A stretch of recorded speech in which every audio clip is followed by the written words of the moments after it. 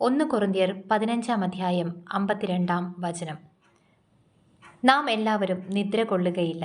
എന്നാൽ അന്ത്യകാഹളത്തിങ്കൽ പെട്ടെന്ന് കണ്ണിമയ്ക്കുന്നിടയിൽ നാം എല്ലാവരും രൂപാന്തരപ്പെടും. കാഹളം ധ്വനിക്കും, മരിച്ചവർ അക്ഷയരായി ഉയർക്കുകയും നാം രൂപാന്തരപ്പെടുകയും ചെയ്യും. ഇവിടെ പറയുന്ന അന്ത്യകാഹളം ഏതാണ്? ഇത് വെളിപ്പാട് പുസ്തകത്തിൽ പറയുന്ന 7ാമത്തെ കാഹളം അല്ല.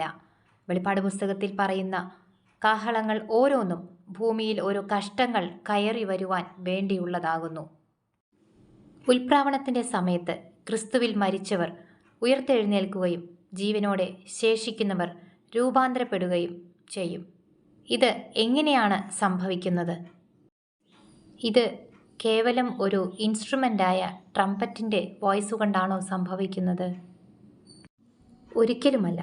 യോഹന്നാന്റെ സുവിശേഷം 5-ാം അധ്യായം അതിൻ്റെ 28-29 പറയുന്നു, കല്ലറകളിൽ ഉള്ളവർ എല്ലാവരും അവൻ്റെ ശബ്ദം കേട്ട് നന്മ ചെയ്തവർ ജീവനായും തിന്മ ചെയ്തവർ ന്യായവിധിക്കായും പുനരുദ്ധാനം ചെയ്യുവാനുള്ള നാഴിക വരുന്നു.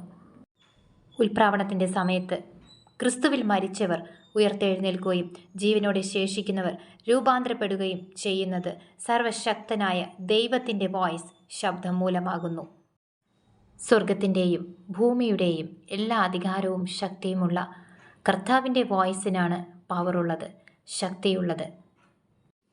കർത്താവിൻ്റെ വോയിസിനെ കാഹളനാദത്തിനോട് ഉപമിച്ചിരിക്കുന്നു.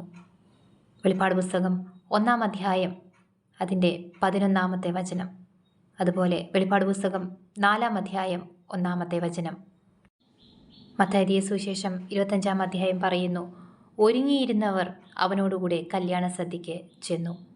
അതേ പ്രിയരെ, കാഹളനാദം ധ്വനിക്കുവാൻ സമയമായി. കാഹളനാദം കേൾക്കുവാൻ നിങ്ങൾ റെഡിയായോ? കർത്താവിൻ്റെ വരവിനായി നിങ്ങളെയും നിങ്ങളുടെ കുടുംബത്തെയും കർത്താവ് ഒരുക്കുമാറാകട്ടെ. ആമേൻ.